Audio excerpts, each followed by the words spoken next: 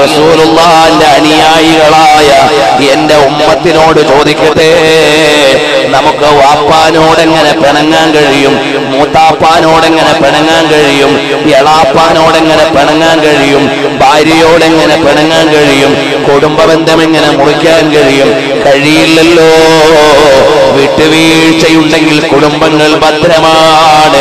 ചെറിയ ചെറിയ കാര്യങ്ങൾ പറഞ്ഞ് കുടുംബബന്ധം വിച്ഛേദിക്കുന്നവരെ, നിസ്സാര കാര്യങ്ങൾക്ക് വേണ്ടി അല്ലയോ സഹോദരിമാരെ, ചെറിയ ചെറിയ കാര്യങ്ങൾ പർവ്വതീകരിച്ചിട്ട് ഭർത്താവിനോട് പറയാണ്, ഇനി അവളുടെ വീട്ടിലേക്ക് പോയാൽ എനിക്ക് നിങ്ങളോട് ബന്ധമില്ല.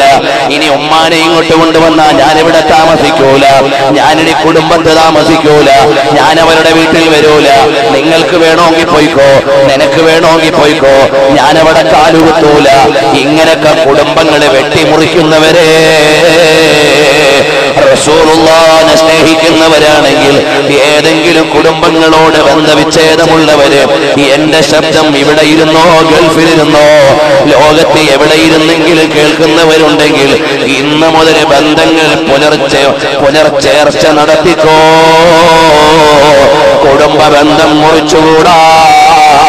എത്രയെത്ര സഹോദരിമാരാണ് ചില കുടുംബങ്ങളിൽ പുതിയ പെണ്ണുങ്ങളായി വന്നിട്ട് ആ കുടുംബങ്ങൾ ചിന്നിച്ചിതറിയില്ലേ? സഹോദരന്മാരെ തെറ്റിച്ചില്ലേ? ഉമ്മയും മക്കളെയും അഭിപ്രായ വ്യത്യാസത്തിലാക്കിയില്ലേ? ചില അമ്മായിയമ്മമാരുടെ കടുംപിടുത്തം കൊണ്ട് ഭാര്യാഭർത്താക്കന്മാര് സന്തോഷമില്ലാതെ വേദന അനുഭവിക്കുന്നില്ലേ? ഉമ്മമാരെ, അതും വലിയ കുറ്റമാണ് കേട്ടോ. ചില അമ്മായിയമ്മമാരുടെ പിടിവാശി കൊണ്ട് മകന് മരുമകളുടെ അടുത്ത് പോകാൻ വയ്യ, മകൾക്ക് മരുമകന്റെ അടുക്കൽ പോകാൻ വയ്യ. പേരിട്ട ആള് മാറിയതിന്റെ പേരിൽ ഇനി അവനെ വേണ്ട. ഒരു ചെറുപ്പക്കാരൻ വന്ന് കരഞ്ഞുകൊണ്ട് പറയാണ്, ഉസ്താദേ, ഞാൻ എന്റെ ഭാര്യയെ തലാക്ക് ചൊല്ലേണ്ടി വരികയാണ്. മോനെ, എന്താ പ്രശ്നം?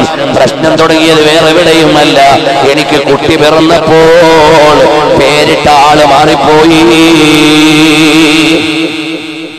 അതുകൊണ്ട് എന്റെ ഉമ്മമാരോട് പറയുന്നു, എന്റെ സഹോദരിമാരോട് പറയുന്നു, എന്റെ ശബ്ദം ശ്രവിക്കുന്ന നല്ലവരോട് പറയുന്നു, അല്ലാഹുവിന് ഏറ്റവും പൊരുത്തം കുടുംബ ബന്ധം ചേർക്കുമ്പോഴാണ്.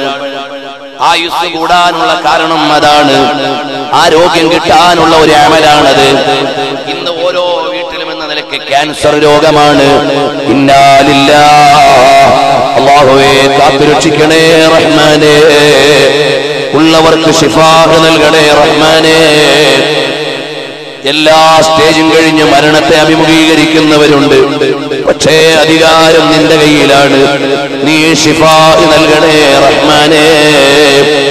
കേട്ടോ, ഇത്തരം മാരകമായ രോഗങ്ങൾ ഇവിടെ വരുമ്പോ കാണുന്ന ഹോസ്പിറ്റലിലേക്ക് ഓടുന്നതിന് മുമ്പ് മുത്തുനബി തങ്ങൾ പറഞ്ഞ എന്തെങ്കിലും കാര്യങ്ങൾ നമ്മൾ മറന്നോന്നൊന്ന് ആലോചിക്കണം. ആയുസ് കൂടി കിട്ടാനുള്ള ഏറ്റവും വലിയൊരു കർമ്മമാണ് കുടുംബ ബന്ധങ്ങൾ ചേർക്കലെന്ന് പറയുന്നത്. അതുവഴി ആയുസ് നീട്ടിക്കിട്ടും കേട്ടോ. എത്രയെത്ര കോടിപതികളാണ് തിരുവനന്തപുരത്ത് വിതരണം ചെയ്യുന്ന ഒരു പൊതി ചോറിന് വേണ്ടി ക്യൂ നിൽക്കുന്നു. മറ്റൊന്നുമല്ല, ക്യാൻസർ വന്ന് ചികിത്സിച്ചിട്ട് ദരിദ്രരായി പോയി, കിടക്കാടം വിറ്റുപോയി, എന്നിട്ടും ആള് ബാക്കിയായില്ല.